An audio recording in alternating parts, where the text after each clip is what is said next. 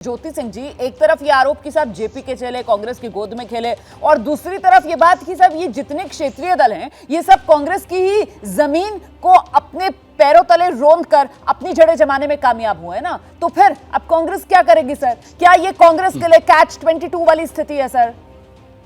Of course, this is a catch-20 for the country, not for the party, not for the any individual party, Romana ji. अभी जितने मुहावरे लोग बोल रहे हैं उनको बोलने दे। सवाल यहाँ क्या है? सवाल यहाँ ये है कि 2024 के इलेक्शन में जो क्या क्या बातें इंपॉर्टेंट है। जो इंपॉर्टेंट बातें ये है कि अभी जो 7-8 सालों से जो सरकार चला रही है भारतीय जनता, ये फासिस्ट फोर्स, क्या ये अपने वादों पर ये टिक पाए हैं? क्या ये अपने खोखले वादों के आधार पर 2024 में इलेक्शन लड़ेंगे? जो विपक्षी पार्टियां 23 तारीख को मिल रही है वो हर एक मुद्दे पर बात करेगी कि भारतीय जनता पार्टी किन किन मुद्दों पर लोगों को छला है, और उस छलने के लिए उस पर जो सॉल्यूशन होगा, उस सॉल्यूशन को 23 तारीख को सारी विपक्ष पार्टियां मिलेगी और मिलकर सॉल्यूशन निकालेगी। और देखिए, आपके मैं न्यूज में सुन रहा था जो उत्तर प्रदेश से बोल रहे थे कि भारतीय जनता पार्टी को अपने जो मेंबर ऑफ पार्लियामेंट के टिकट काटने पड़ रहे हैं। क्यों काटने पड़ रहे हैं? क्योंकि उन्होंने विकास के कार्य नहीं किए, उन्होंने जनता का कार्य नहीं किया है, तो उनके कार्य उनको काटने पड़े हैं। तो इनके हार के तो सगुफे अभी से दिख रहे हैं, आपको दिख रहे हैं, उनको काटना पड़ रहा है। मैं वरिष्ठ पत्रकार रामकृपाल सिंह जी का रुख कर लेती हूँ जरा। रामकृपाल सर, मैं आपसे समझना चाहती हूँ सर, जो बात यहाँ पर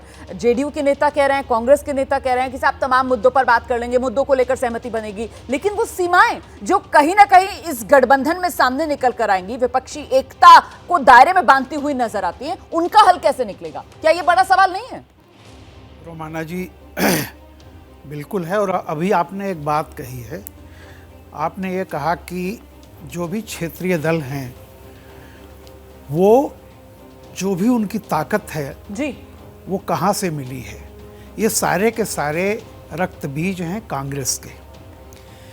और कर्नाटक चुनाव ने उसके जो मैसेज है, जो उसके नतीजे आए हैं, उन्होंने क्षेत्रीय दलों को थोड़ा सा बेचैन कर दिया है। आप देखिए, अभी तो एकता के लिए बैठक पर एकता हो रही है, 12 को नहीं हुई, 23 को है, उसमें भी कुछ लोग तो नहीं आ रहे हैं। और एक चीज़ देखिए, कांग्रेस कह रही है कि हम 350 सीटों पर लड़ेंगे, एकता की बात से पहले। शिवसेना कह रही है कि 18 सीटें जो हमने महाराष्ट्र में जीती थी उस पर हम लड़ेंगे।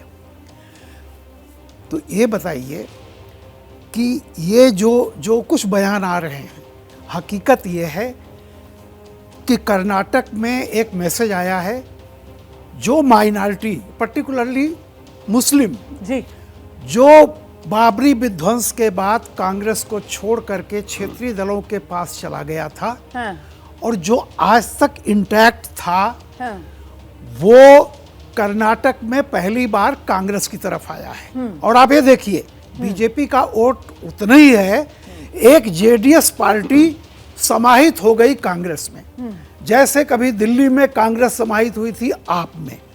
अब सवाल ये उठता है कि चाहे वो बंगाल हो, बिहार हो, उत्तर प्रदेश हो, महाराष्ट्र हो, इसमें से कोई माइनॉरिटी का कोई बहुत बड़ा चंक बीजेपी के पास नहीं है, तो इसमें तो बीजेपी से कोई नुकसान नहीं होने वाला है। ये बड़ी बात सर आप कह रहे हैं कि साहब तथ्यों और फैक्ट्स के हिसाब से अगर देखा जाए तो फिर कौन किस हद तक राजी होगा, किसका वोट बैंक जो है वो खिसक के किधर जाएगा, किसको अपने वोट बैंक के खिसक कर जाने का खतरा होगा, और सबसे बड़ी बात यह कि सीटों को लेकर दावेदारी, जबकि अब तक विपक्षी एकता में सहमति तो किसी तरीके की नहीं बनी है, तो फिर किस रूप में देखा जाए? क्या वाकई में विपक्ष के नेता 23 जून को सिर्फ चाय नाश्ते के लिए मिलने वाले हैं क्या, जिस तरीके से बीजेपी की तरफ से आरोप लगाया जा रहा है, या फिर कोई खाका विपक्ष की तरफ से पेश कर दिया जाएगा 23 जून को इस बैठक के बाद?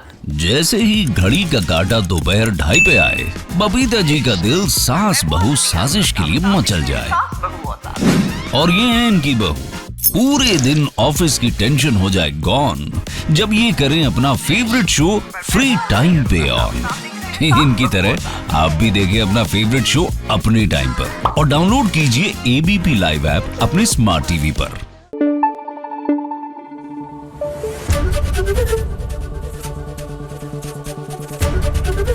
एबीपी न्यूज आपको रखे आगे।